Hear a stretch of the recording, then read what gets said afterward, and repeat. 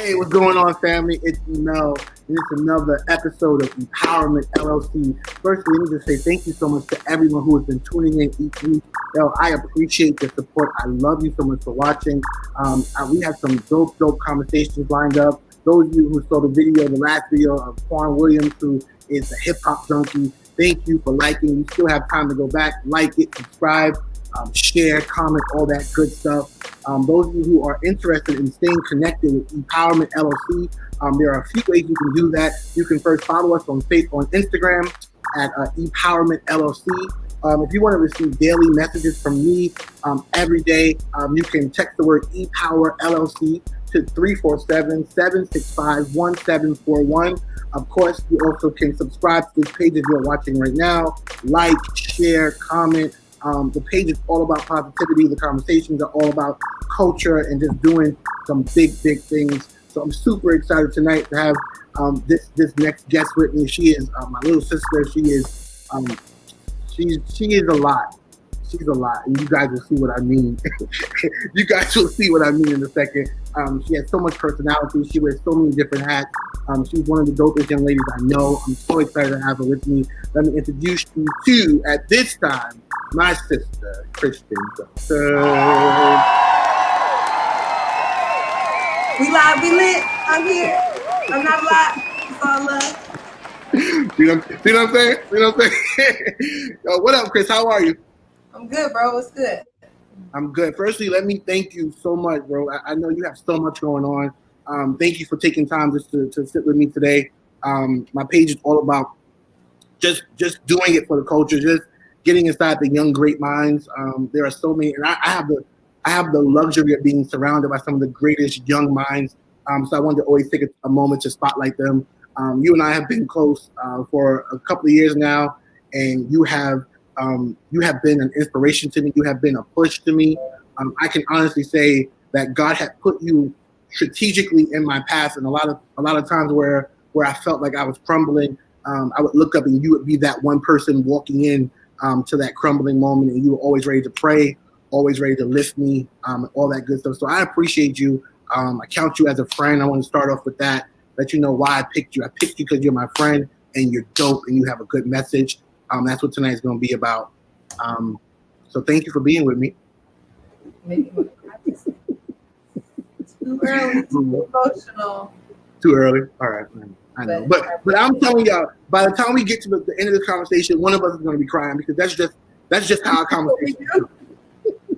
That's just how our conversations go. I don't know how, but we just go in.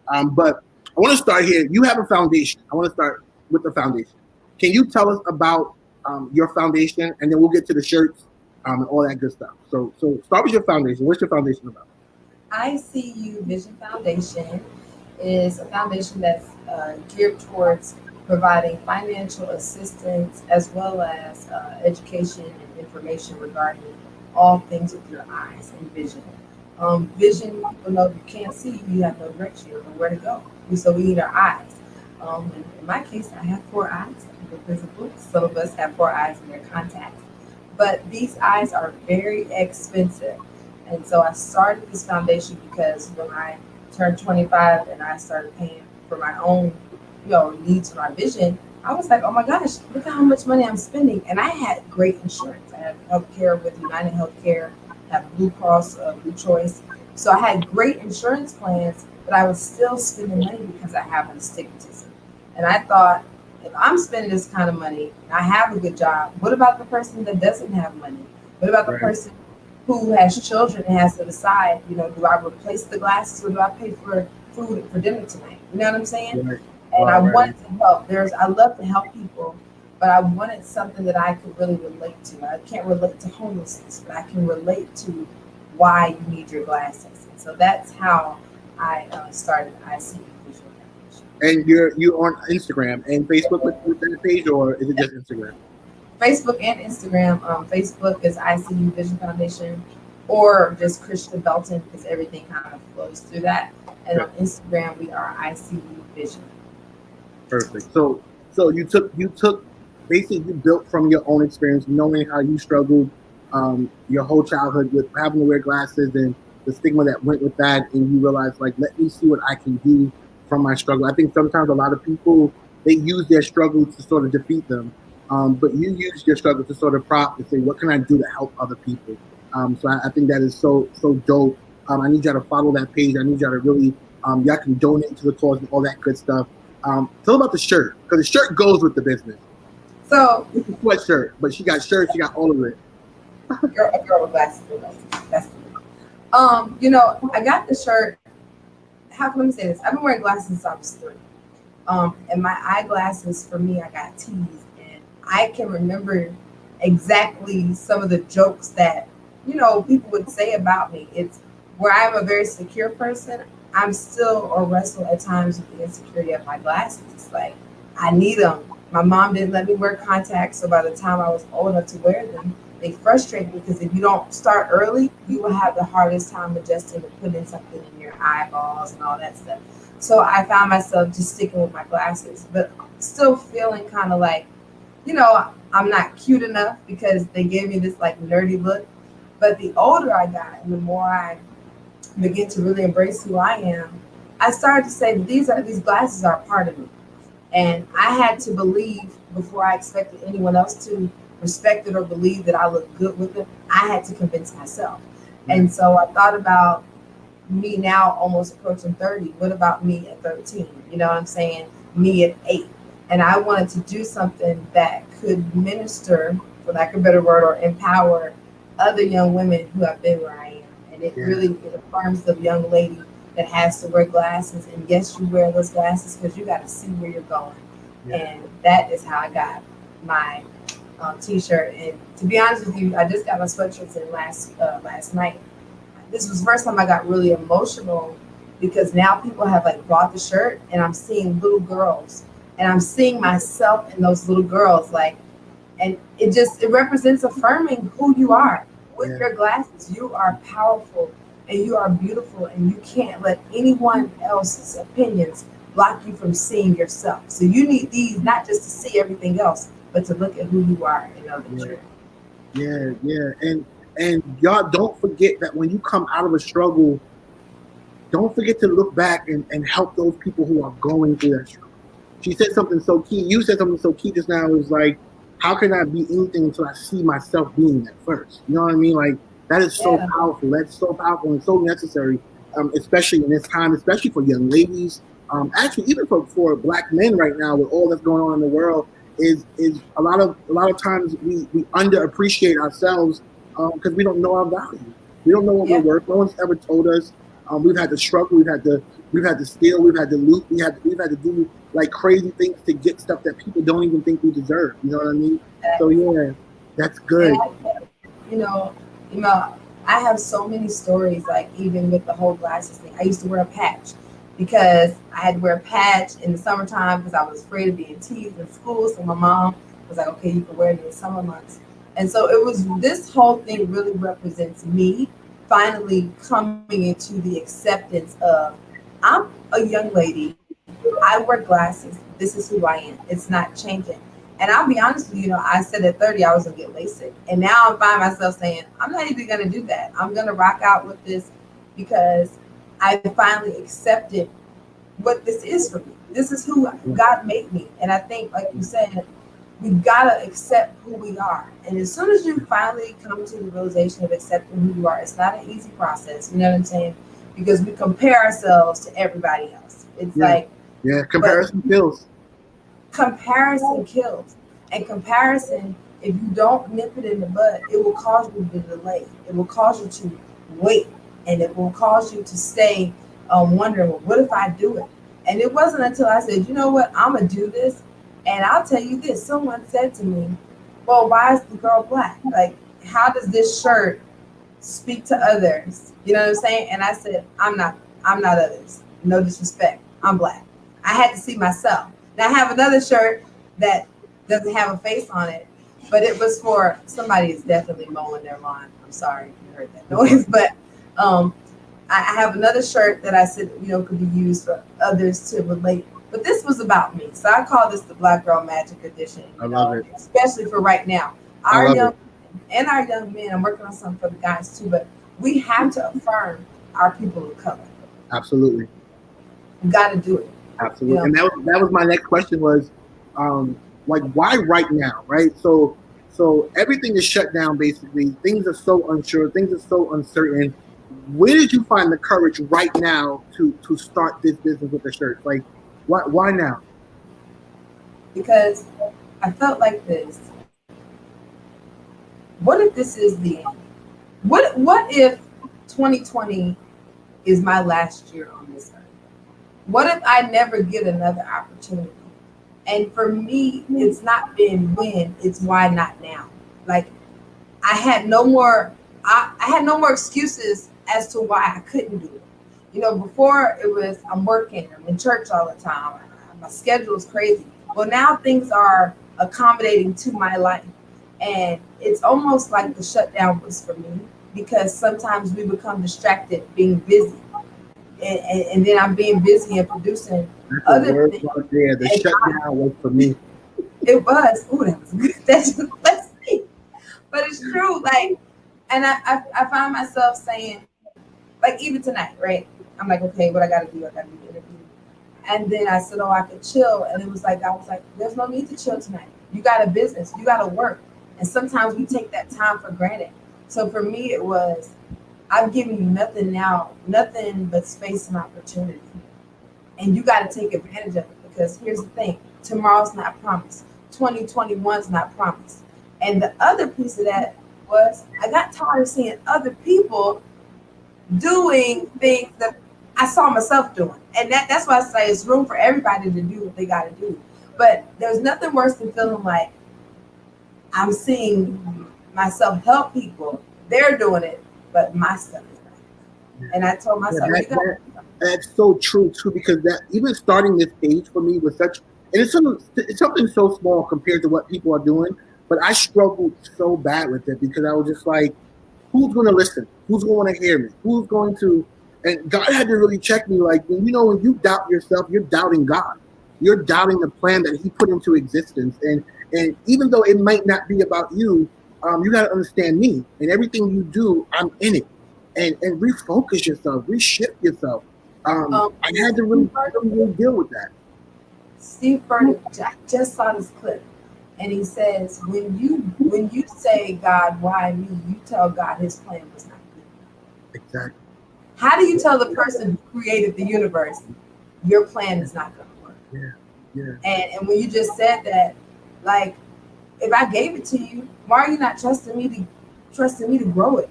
I didn't give it to you for you to sit on it. What good is a seed if you never put it in the ground? Good If you grief. never put What, that what, seed in the ground, what are you're just holding it. What good is the seed if you never plant it? yeah. Yeah. Yeah. And you said something so key is what if this is your last day? What if this is your last month? What is 2020 is our last year? How will people remember you? You know what I mean? I don't want people to just remember me from a good sermon. Like I want there to be something else. Yeah, that's good. And that takes me right to my next question with you is you talk so much about just really understanding yourself, and that goes into purpose. It's something that a lot of people our age struggle with like crazy. First, can you define in your own words, like from your own experience, what does purpose mean to you? Um, what does purpose mean to you? I believe purpose deals with your destiny. Um, and I believe once you discover your purpose, which is your meaning, your reason. Once you discover your purpose, you are now on the pathway to destiny. And for me, purpose also deals with impact. I never want my words to fall to the ground. I want there to be And evidence, that's good. evidence of my actions, evidence of my work. So for me, if I come into contact with someone, I want them to remember something that I said. And sometimes I find myself, or I found myself just doing, but I don't believe it was as impactful as it could have been. You know what I'm saying? It's like settling for the bare minimum. And so everything I do now is with my purpose in mind. It's about intentionality. I think once you tap into purpose, you start becoming more intentional. And Yeah. and I understand that my destiny is attached to this. So if I'm intentional about step A, I know that it's getting me to the final destination. So I got to be intentional about everything I do now because I've shifted into the focus of my purpose because there's a destiny in place. Yeah, intention is something that is very important in our generation because why you do something matters also. You know what I mean? If you're doing it for fame, if you're doing it for accolades, if you're doing, it's gonna be a while before that stuff comes. You know what I mean? Like, it's not. I'm not saying it's a wrong reason to do it, but the intention behind what you do dictates the quality of what you do. Yeah. And that's good. That's good. Yeah. Because we when we do things when we do things for the wrong reason, a lot of times the quality is not what it needs to be. No. Um, that's so good. The That's intention. why they say, what's that saying about like don't work a job or do something that if you're not getting paid for it, you'll still do it. And I believe that. And so if nobody else buys another t-shirt for me, guess what? The mere fact that I got one person wearing my shirt, it meant something to me because I saw the fruits of my labor and I was intentional about it, every step, even with your empowerment, you're intentional with the things you post. Who cares if two people like it today? Because guess what? Somebody's going to see it shared after. And everything we do, we got to always think it's not for right now. It's for later. Everything I'm doing now has nothing to do with right now. It's got everything to do with later. So when the pandemic is over, guess what? I'm going to still see my shirts after the pandemic. I'm going to still see your posts after the pandemic.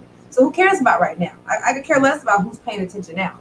I'm more worried about what's going to happen later. And what about the fact also that you honored the vision God gave you? Like that has got to be rewarded. If no one else supported, at least you can go and say, "But I did what God told me to do." You know what I mean? And that's gotta be a little bit of settlement. Is I think too many of us are just too content with not pleasing God. And these visions, these dreams, these are things that God has put in your path. God wants you to do. So don't settle. Do not settle. Those of you who are watching us right now, I hope you're enjoying this. I want you to get the message. Don't settle. Don't worry about who's not liking it. Don't worry about who's not supporting it. Because you know the truth of the matter is the people who are in your circle will somebody be the last person to support.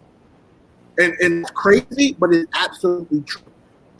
Purpose, just said, is about impact. What are some ways that we can tell people, Chris?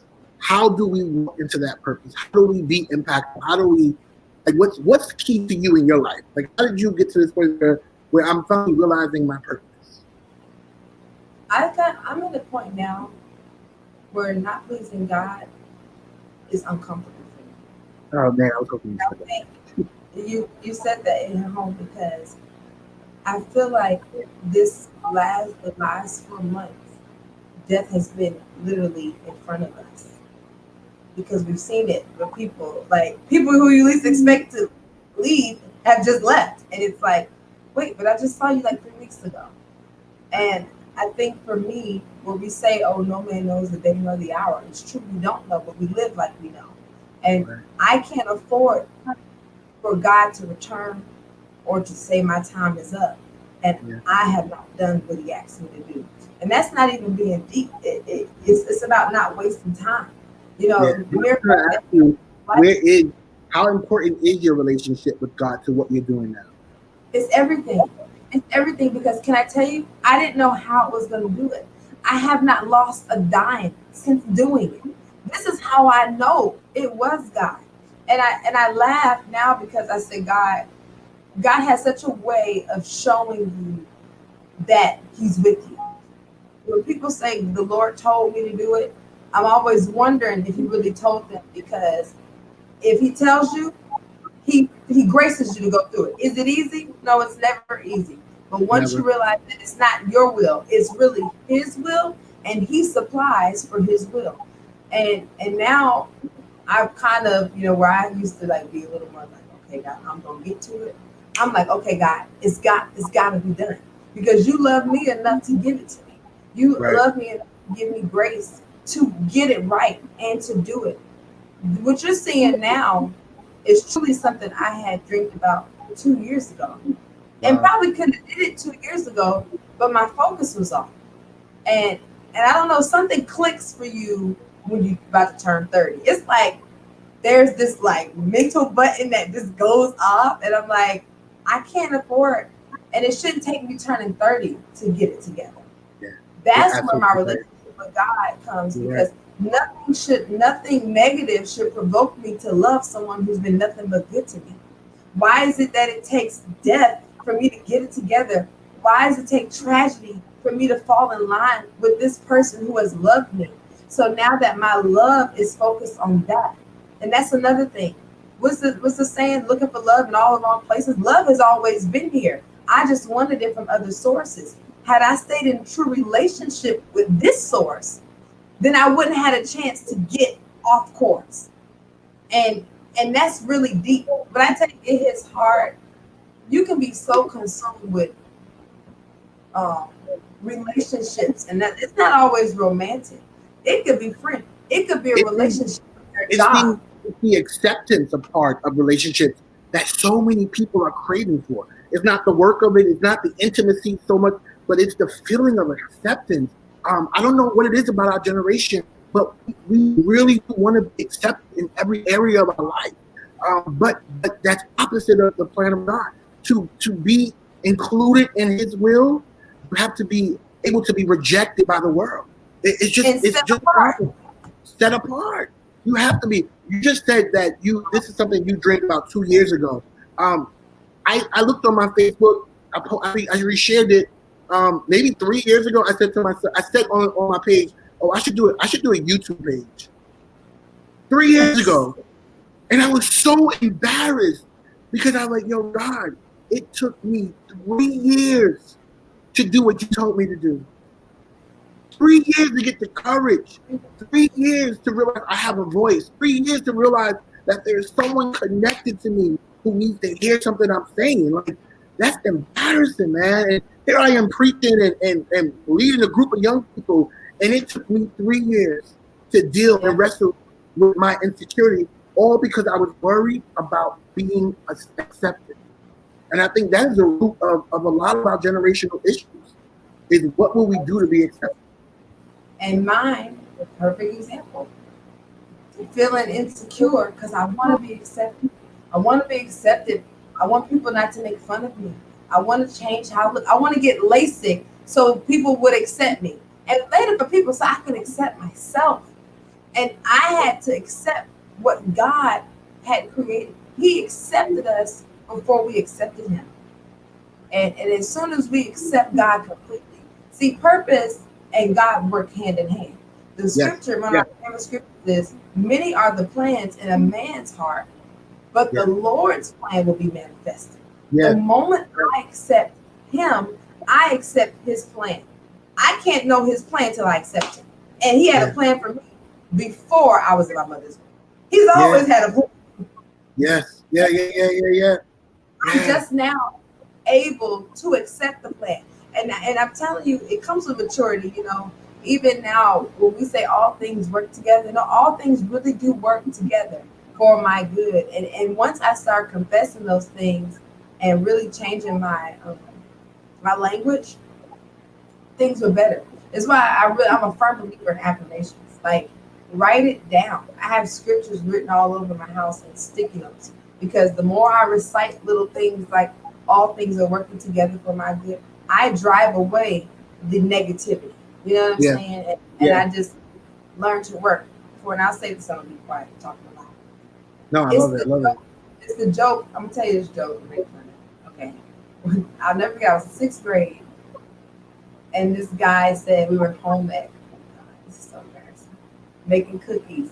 He said, don't let Kristian, I don't want her making my cookies because she can't see which ingredients to use. And you know, I laugh at it now, you know, but I laugh. But it broke my heart. I'm almost 30 and I remember that. But I needed that, because it's from that affliction that I'm able to minister through a t-shirt. I'm able to minister on a podcast, on a YouTube video about that affliction that it was a problem at that time, but it propelled me into purpose. So the affliction is good. I need to be afflicted. Yeah, it was good for me that I was afflicted. Yeah, that's good. So don't miss the message, y'all. We're saying at the root at the foundation of purpose is your love for God, recognizing that in order for you to succeed, you have to be wrapped up and tied up in loving God, the source of love. That really stuck out to me. You said, I'm looking for other outlets because I don't even realize I have the source already in me. Right there. Yeah, that's crazy. And it's like you have all the resources right there. But you know what I learned about our generation? Our generation, unfortunately, we're so smart that it works against us because some of us, not all of us, some of us want a microwave success. We want one opportunity and we don't want to put the work in, or we don't want to start putting the work in until the cameras are on. But there are some of us who are putting the work in and have been serving, who have been preparing, who have been planning. And so now this is our season to operate fully in purpose. So where we think, you said that 3 years ago, I had to take you through a season of no exposure so I could prepare you for the light. So yes, you dreamt about this 3 years ago. But 3 years ago, I wasn't ready to release you. But now I can release you into the light because it's not about how many people like you. It's not about who's following you. It's about what I gave you. And about, oh my God, I see it so vividly. It's like a woman who's giving birth. She could care less about who's in the birthing room with her. All she knows is that baby has to drop now. So she just has to get it out. So who cares about who's helping at this point? It's time to push. And that is why I say we've got to be careful with saying that we're delayed, because I said it early, but really it wasn't a delay. Everything you did now, everything I did now was setting the ground for this, because now you can handle it with a following. I can handle it without. I know how to serve with the lights on. I know how to serve with the lights off. And unfortunately, we live in a day and time where people get one little video and they go viral and they think that the work stops. I need you to be doing the work before you go viral, because if not, when the lights and cameras are on, you're apt to you're almost gonna make a mistake. Right, you're performing, and then if you fall, then everybody's looking at you too. So there's a season of preparation that deals with mentorship, deals with accountability, and sometimes these are the things that we don't always like. When I say we, I'm talking about millennials, because there's always that kickback, that little rebellion, because you know everything. Yeah, you got social media, but this microwave mentality of overnight. And you got to be careful. You know what I'm saying? Because we have all the resources right here, but we got to be careful that we don't let that overnight, that microwave mentality, take over. Does that make sense? What I'm trying to? Yeah, that's so good. Frustrating. That's so good. If you need the light for your purpose, it's not a purpose; it's a performance. That's good. No. That's good. If you need the lights, it's not for purpose; it's for performance. Yeah, man. That's so good. That's so good. I think that is something that we've got to get across to a lot of people, and that's why you and I are people that are going to be very important in the next generation. I don't mean popular. I mean we're going to be very important, very impactful. So you said when the foundation is loving God, right? What is another aspect of how do we succeed? How do we continue to walk in purpose? I think you can give me one more. I think it's why I do what I do. If I always remember my why, I'll stay committed. So why did I do it? I did it because I believe I was called to this. I did it because if I don't do it, there was no purpose. There's no point in me being here. So I have to remember my why. It's like I say, now that my job is working from home, I've got to help my company see this company remember why they have me hired. You know what I'm saying? So that's what purpose is. It keeps me on my toes because I understand that this is my duty. This is my service. What is we say? Our service to God is be holy, living, and acceptable, pleasing unto Him. That's what's our reasonable service. That's the least I can do. So what keeps me going is that I was placed here for a reason. So never forget your why. Never forget your why. I do it for the little girl in me. I do it for the part of me that used to cry. You know what I'm saying? Sometimes I look at myself now and I laugh because if I knew what I knew then, like if I could just go back in time and tell my younger self how much people didn't really matter. Yeah. Who cares what people think? Like, and we tell people that, oh, don't care what anybody thinks. No, we do care what people think, but we really must get past that. We do care, but we got to get past it, you know? So. Yeah. I'm curious. I want to get your feedback on how important is it for your purpose that you connect to the right people? One of the things that I spoke about with Fern and Quan was Quan especially, and Fern really, they're people who always are seen pushing other people's brand, right? Fernando basically pushed me into this. I even called him one day in a panic, like, bro, I don't think I'm going to do it. He was like, I guess you I have to create the page. You're going to create the page. Like, do it. How important, how necessary is it for people like you and I, or people who are watching, that we make sure we're connected to the right purpose, the right people? No man can do one thing by himself. Jesus gave us the Holy Ghost. He was present, but he also gave us the Holy Ghost as a comforter, as a keeper. We need one another. We work with one can chase 1,000, two can put 10,000 to flight. So it's important that you connect to the right people, because the right connections will cause you to grow.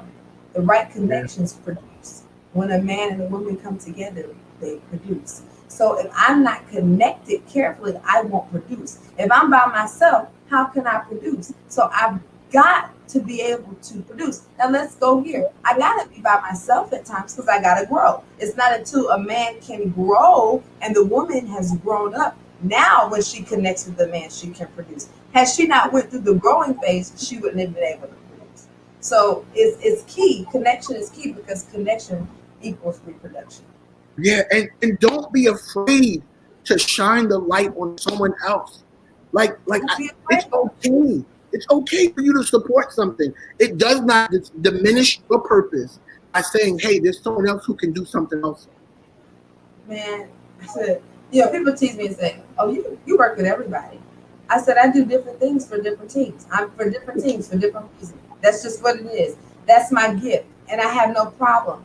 You'd be surprised how many things my hands are on behind the scenes, and it's all good, because sometimes we are called to help one another. I do believe my gift is believe that with my whole heart.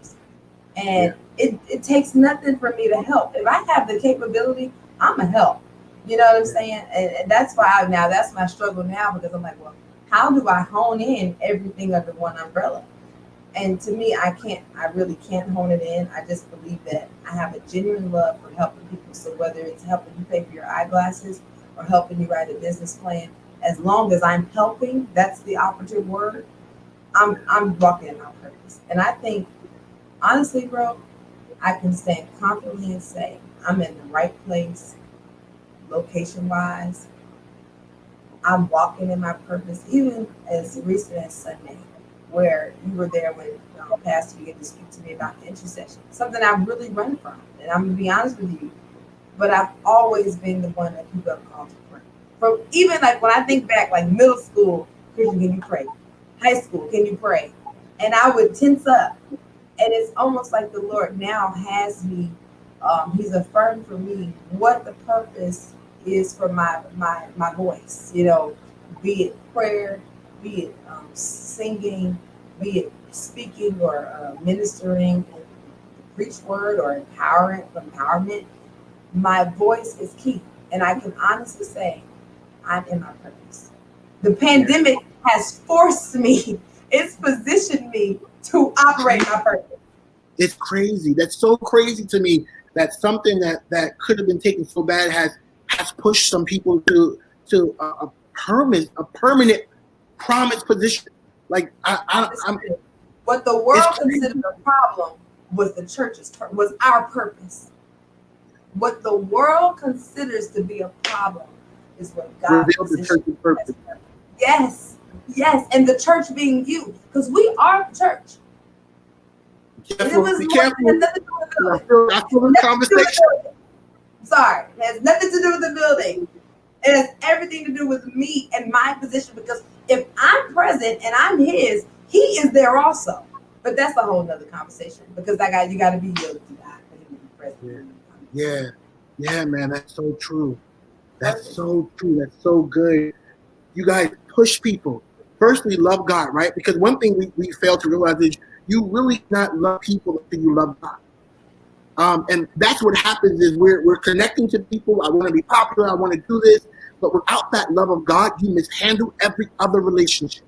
You abuse every other relationship because you're not in the right relationship with God.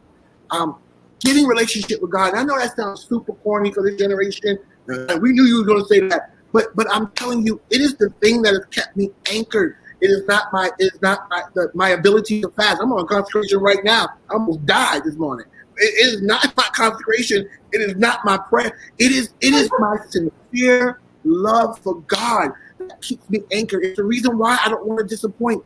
It's the reason why I study when I have to minister. It's the reason I'm anchored in the love for God. And also I have to admit that I am surrounded by great people. That also pushes me to keep going. My first fire team, I say it a billion times, they are some of the dopest young people I've ever come across. My wife, Chris, like you guys have no idea how many times I have wanted to quit. I have wanted to just be like, this is it. And she has pushed me. And I always think to myself, what if I didn't have this woman? Like, where would I be? If I didn't have a team around me saying, whatever you say, we're going to do, where would I go? What would I be? You gotta be connected to the right people. And I think that's why I said about knowing where I am, because I wrestled with moving a lot. Yeah, I remember. Yeah. I wrestled with that so much. But I knew if I went back, I wouldn't be in the right place. And I went through I just would have grown. I laugh at how much I see myself differently, and you see me at my lowest moments. And I honestly, when I go back home now to visit, I miss my core people here because this is my home. And God has placed me with where I can honestly say, I joke and I say, God forbid I got sick, no one's here, my mom's not here. But I really wouldn't have to worry because I really consider you guys family, We like brothers and sisters, Missy, all of us, Kara, you, your wife, Pastor, even Auntie Barbara, Courtney, like I have a great support system. I've connected with people, and it was God's doing because I never thought I'd be living here. You know what I'm saying? It's amazing how the Lord will strategically do things. I had a job. I was based here. I'm flying in and out. You and I, how we just connected. And I look at you where I laugh because you really are like my coach. You know what I'm saying? As much as you say that I coach you, you coach me. We work together. And it means the world to me that you did not, you never like rejected me. And I wrestle with that coming here now about to cry. Because rejection is real, even as I know. It's real. Especially when you operate in a leadership position. People don't know how hard it is to hear God. Yeah, and be nice, do nice. And people don't like you because of what they conjured up in their thoughts. And I'm not saying I'm perfect, don't get me wrong. And I can honestly say you've never rejected me. And that for me is everything, because even the people you think like you will reject you. You know what I'm saying? Or they love you for face value, but when it's really comes down to it, their love fades away. And I want to thank you for truly being a brother, because we have to be genuine in relationships. And see, that's always the thing. Everybody want to be bros and sis, but you got to be my bro and sis when I got to tell you wrong. You've been able to tell me I was wrong. I've called you and said, I'm sorry. I'm wrong. And yes, you were. Yeah. Did that make sense? Yes. And see, sometimes people don't know how to do that. They don't know how to be accountable. See, real relationships, there's accountability. And accountability isn't you so wonderful and you so great. You know what I'm saying? That's not accountability. And you don't have to tell me I'm wrong and be nasty either. Because then you got those who feel like because I'm in a relationship, I always got to be the one to tell you something that, no, maybe you need to learn how to say something positive. Because if you said something positive, then I can receive your constructive criticism. Right. Right. And that's something that people, like you ever meet people that like boast in, oh, I'm real. Because I just tell it like it is. Well, sometimes you need to learn how to nicely tell it like it is. That's something. That's true. Being nice. That's true. Just be nice. Yeah, that's true.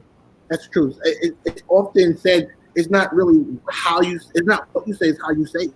And oftentimes I found, I've learned from being married, it's also not how you say it, is when you say it. The timing of what you have to say. It matters. It matters. And you don't know what people are dealing with. You don't know what it takes for you to get out the bed, for you to do this vision. You don't know what it takes for me to lead the youth church. You don't know what it takes behind closed doors. So you have to be careful what you do to people. Be careful. The Bible says, be careful how you entertain strangers, for you may be entertaining angels unaware. And you could really mess someone up, being too judgmental, being too hurtful, being too real. Relax. Calm down with your real self. Calm yourself. You and your real self. Calm down. Thank you. Now let's go. Seriously. And these are things that are not just in church, but this is across the board. Learning. This is why I say it's our responsibility in the church to teach young people to speak when you walk into a room. Because when you go out for an interview, please believe you need to know that from the time you park that car, people are watching you. They're watching how you treat the parking attendant. They're watching how you treated the person that opened the door for you, how you treated the person that's checking you in. And these are principles that work both in the secular world and in our church culture. Hold the door for seniors. It's simple. Say good morning. See, I come from the South where we just speak to everybody. I got up here and the people look at me a little crazy when I say, hey, how are you? And everybody's looking like, what? Like, what you want? I don't want anything. I just want to say. So, we got to learn basically just being nice. And I just believe that this is our time. I really believe that, guys. I want to use the word shift. I want to find a better word to use because I think that word's been abused a little bit. Because shifting is not just something you say. Shifting is an absolute change in your mindset. And not only your mindset, but now your behavior is also changing.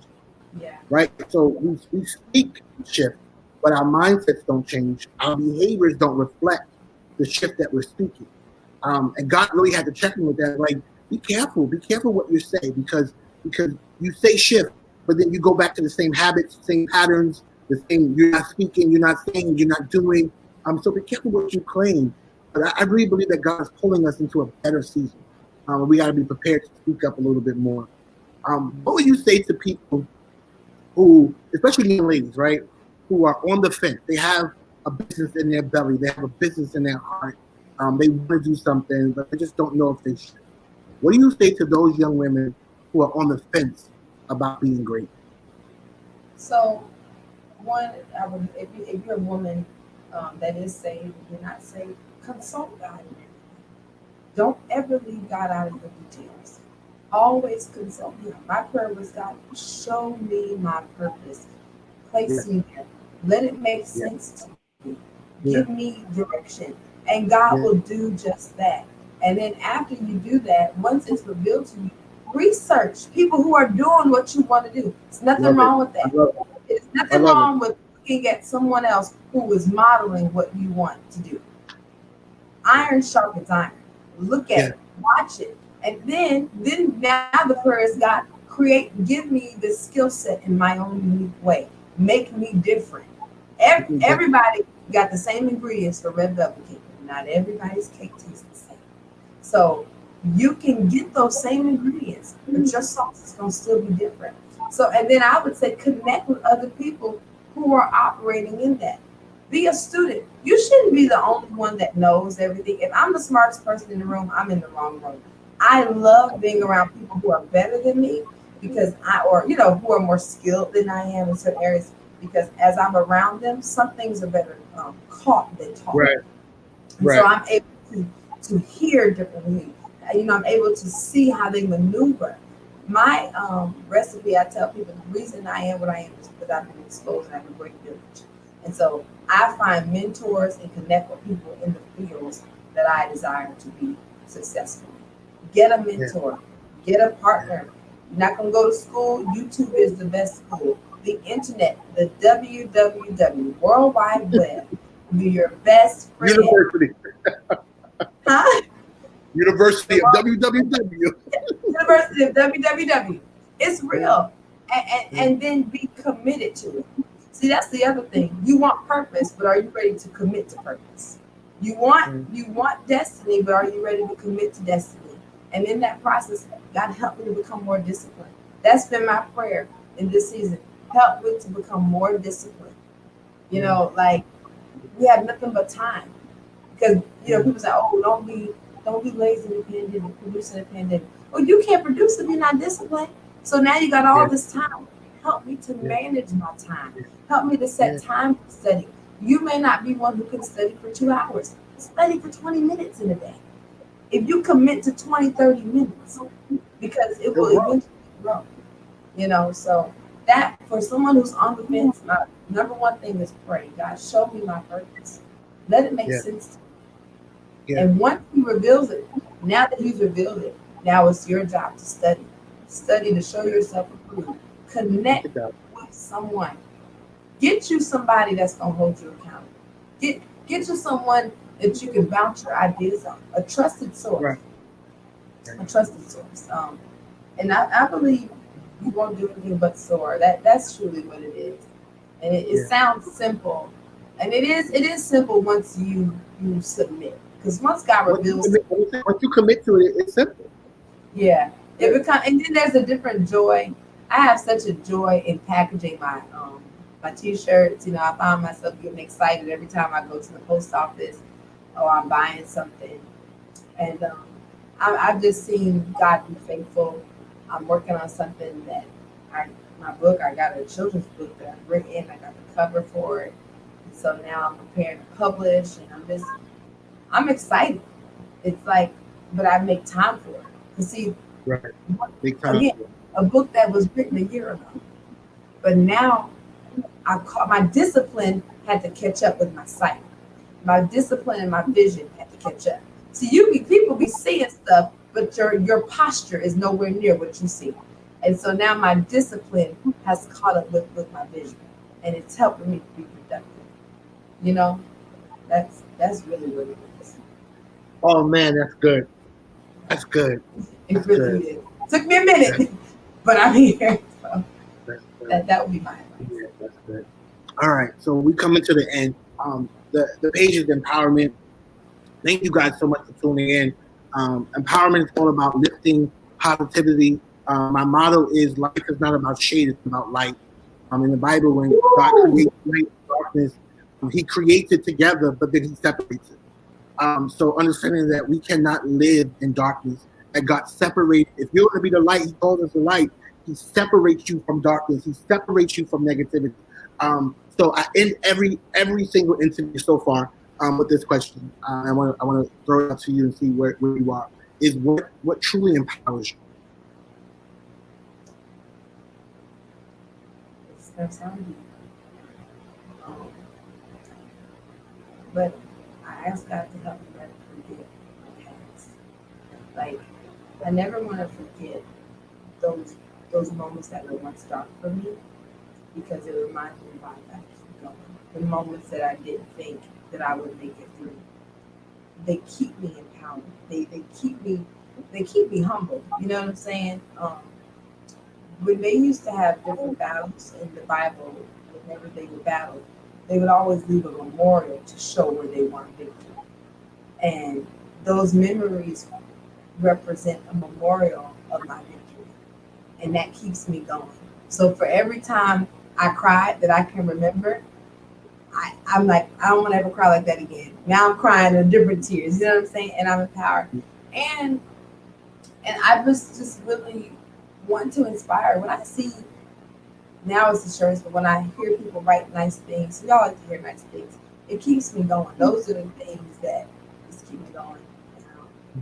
Just seeing the evidence of the fruits of our labor. Like, it's not about the money, but it's something happens to me when I see a little girl in this shirt or with this thing. Yeah, it's like you said, the impactfulness of what you're doing. Yeah, that's dope. That's dope. I appreciate you so much, Chris. I love you so much. I'm so proud of you, sis.